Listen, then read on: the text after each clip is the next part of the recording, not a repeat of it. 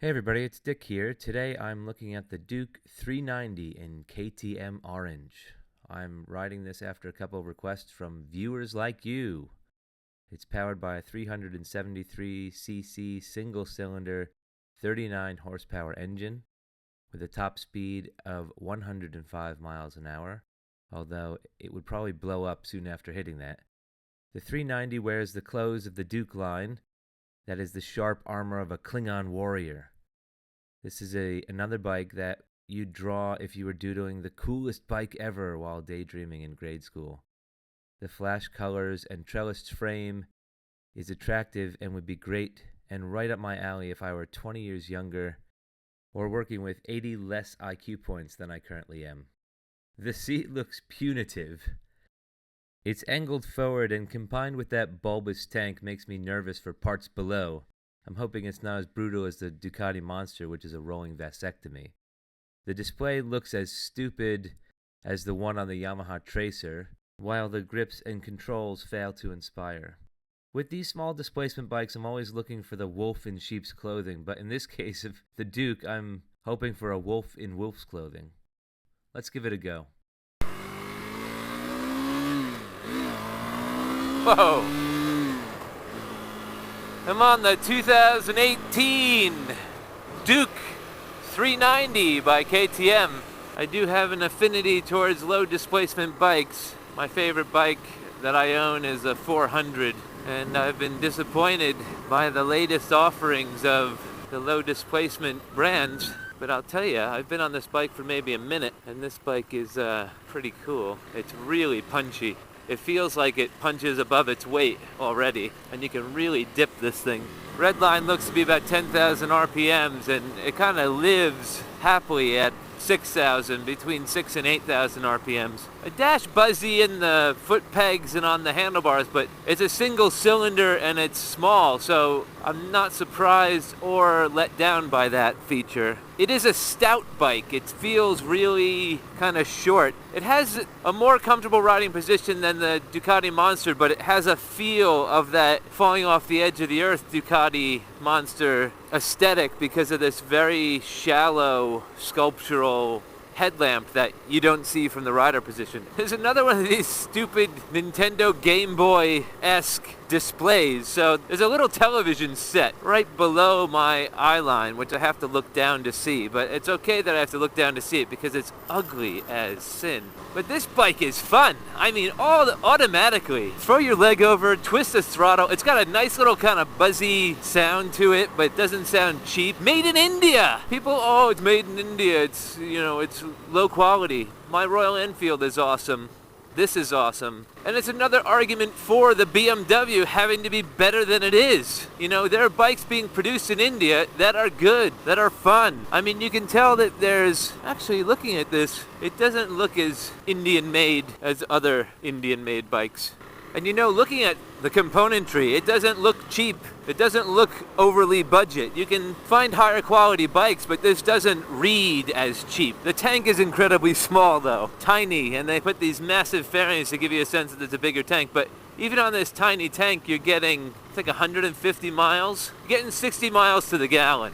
It's good. It's got some punch. Single cylinder, 390 cc's, give or take. Really nimble. I mean, just, you want to dip it. The seat's very compact. I mean, it's one of those KTM sculptural kind of space age cafe racer seats, so you're kind of stuck where they put you. But I'm not uncomfortable in it. I'm not sliding forward. I don't feel locked in. It's a little hard, and the suspension's a little stiff over these kind of imperfections in the road. But again, it's not disappointing. It's all kind of as I would expect it. There's a whole bunch of features on this LCD that I probably never use. It's got an upright seating position, and I'm getting a lot of wind right into my chest, but it's as expected. The bike doesn't feel too small. It doesn't feel overly small, and it does not feel underpowered. I mean, the throttle is snappy.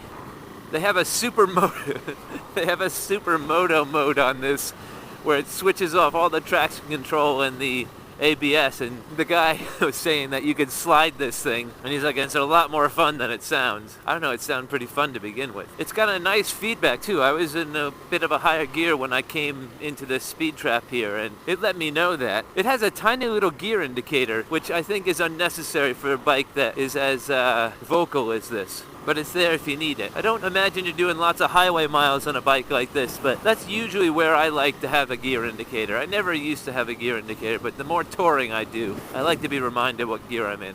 Brakes are good, and you don't dive in the nose like you do on some bikes. This turn signal indicator is a bit weird. Whoa! Second gear, man. I almost lost the handlebar there. It pulled away. Oh, second and third and fourth gear, really punchy. What a great road.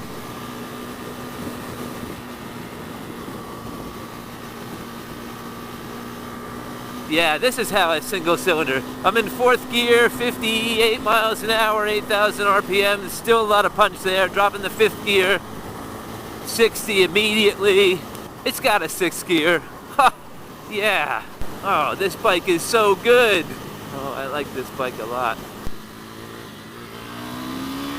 Yeah!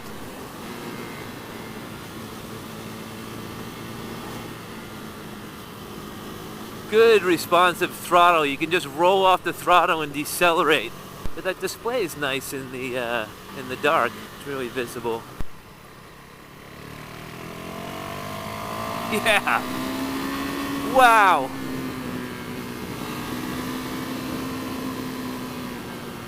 What a fun motorcycle. It likes to be revved, but it doesn't feel like it's working hard or you're working it too much or you're damaging it. They're those bikes that need to be revved high, especially the smaller displacement ones, and you feel like you're just gonna destroy the engine. This is just built for RPMs, man. Vibrations are still there, but not uncomfortable. The seat's a bit hard, but again, not uncomfortable. I'm just having too much fun on the bike. You can feel the short wheelbase, but it makes it maneuverable. It makes it you can control the bike really well. And the engine braking is so nice. You don't even have to use the brakes in this bike. I wonder, single disc up front. It's so fun too because I'm going the speed limit. I'm going 30 miles an hour through this little village here. And it still feels punchy and fun. It feels like that first motorcycle you get on when you're a kid. And you're going 30 miles an hour and you feel like you're going 60. And then you're going 60 miles an hour and you feel like you're going 60. I love the fact that there's 6 gears and you got a good cruising gear up there. And the 6th gear doesn't feel like it's working too hard to keep you at that speed. These mirrors are a bit funny looking. It's kind of that Batmobile crap that the Duke is always notorious for. I'd probably change those, although they're very effective and they don't vibrate at all. They're ugly as hell, but they're functional. And I guess they have to be that high because of how compact this bike is and how short that front end is. I do not see the front wheel. I do not see the headlamp. And I think for people who are getting into these kind of naked style bikes, that can be disconcerting. The instrument clusters are weird because it's kind of tipped forward. It's tipped forward, so you got to kind of raise your hand. I wonder if I would adjust that down. But there's a whole kind of cluster thing for your Game Boy here, and maybe it's tipped forward so you don't go pushing those buttons all that much. From what I understand, the bike was redesigned in 2017 with a new engine, new display. Yeah, that turn signal's weird because it just looks like you put your hazards on, so you don't really know if you've pushed the right button, though I don't know if there are hazards. So that's also weird that it just clicks both of them. Oh, the acceleration is just so enjoyable. Oh crap, I'm going faster than I thought I would. It's just there. I kind of feel, it's funny, it feels like a tame little small single cylinder, and then you roll that and you're just off. The seat height's interesting because you're a little taller than you'd expect on such a small bike. I'm just about on the balls of my feet if I want to put both feet down. So it's a little bit taller, but I like that extra height when you're riding on the road. It puts you a little higher to see over traffic, which is one of the compromises you get when you buy a smaller bike. It's interesting because you get the sense that it likes to be revved so much that you could probably easily redline this thing without even knowing it, because it doesn't make a lot of protest when you're going at the high RPM. So you gotta be careful that you're in the right gear. Maybe that's why they gave you so many gears, so you don't blow the engine on it, because this thing really likes to be revved. There's lots of plastic on the bike, but you know, I think Dukes are pretty notorious for their plastic. I don't sense that's a problem. The plastic doesn't seem cheap. It doesn't seem like it's hiding anything. There's a nice exposed trellis frame. The engine's exposed. You got a nice kind of vertical shock that's exposed. So all of it seems design purposed. A lot of bikes have these big chunky plastic fairings out the front of the bike to hide the radiator. The radiator on this sits underneath the chunky plastic, so they're really not doing anything to hide anything. It's just kind of giving it a bit of cool factor, I suppose. It's a bit too squiddy for my liking, I think. Sharp edges and angles. I think I would have liked this when I was 17. I do like the rounded tanks and the rounded bikes, but this thing is performing better than the bikes of the same class that are more attractive. So I think it's like it's pretty on the inside. She's got a great personality. I have seen these ridden pretty hard in India and some blown up front wheels. So the alloy wheels, I don't know if there's a casting issue or if it was just a certain batch, but I've seen lots of pictures of the hub and the rim and some blown up alloy spokes. So I don't know how robust the material qualities are. Also, it being such a young iteration, you don't really know what the reliability is on them. However, with that being said, KTM usually runs their engines through their ringer on their off-road bikes before plunking them into their broader consumer bikes. So I think it's probably as reliable as any other KTM, which I think is a mixed bag. But it is a very enjoyable ride. It is surprising, but it's really, other than that shitty display, every time I look down I'm kind of disappointed. Just don't look down. Buy one of those helmets with the heads-up display and then you don't have to look down at the crappy display on this. The stiff suspension gives me a bit more confidence in the turns than I think I would have otherwise, or I had on the other bikes in this class that I've ridden, so I can forgive the stiffness. The first gear is really short. I think the real acceleration happens in second gear. You're out of first gear very quickly, but there's so much acceleration at second gear. So I would probably say there's an effective 5 gears on this, even though it's 6 gears, but I think it's enough. There's enough of a first gear to get you into that second gear, and you can run second gear out because it goes up to about 10,000 RPMs before you get to redline. So maybe it's 5.5 effective gears. It likes to move. I think it's cool too because it's tame enough that it doesn't feel overwhelming. It doesn't feel like it's uncontrollable. It's a really good kind of beginner/novice bike because it's forgiving in the low RPMs and it's really controllable. But you know, I think experienced riders would really enjoy it too because when you really push it, it can do what you're asking it to do. So it's really quite fun. And I think it would be a bike that you could, one, have like as a B-road bomber for an experienced rider, and a beginner bike that you grow into and then keep for a while. I wonder if there's a lot of these kind of in the second-hand market of people who think they need a bigger bike, because this would be a fun second bike to pick up.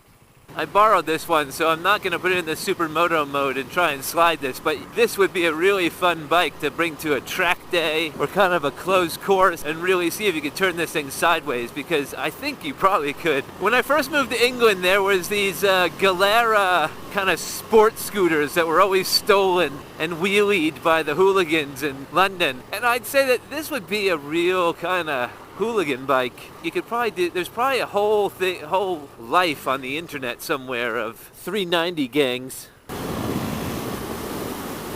I'm going 70 miles an hour, 6,500 RPMs. This bike has lovely power distribution. It is just so nice. It's surprising. I'm being surprised lately. I'm happy that I'm being surprised because I was kind of lamenting. I love that. I love the single cylinder. Love single cylinders.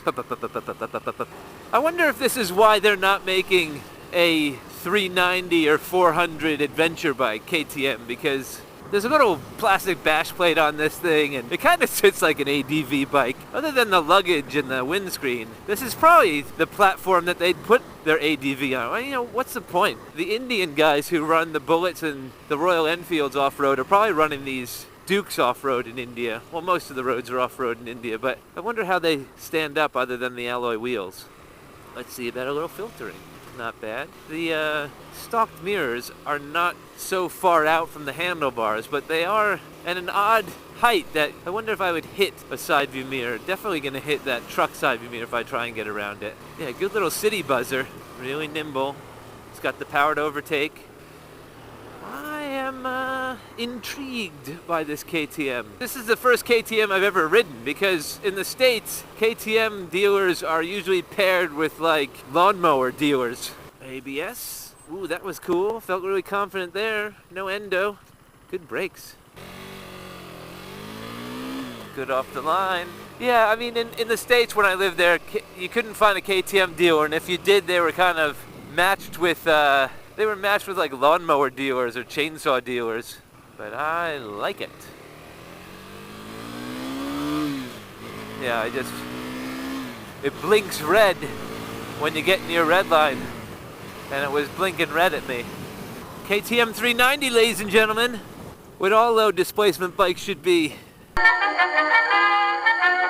If you like that video and you want to see more like them, hit like, share, and subscribe.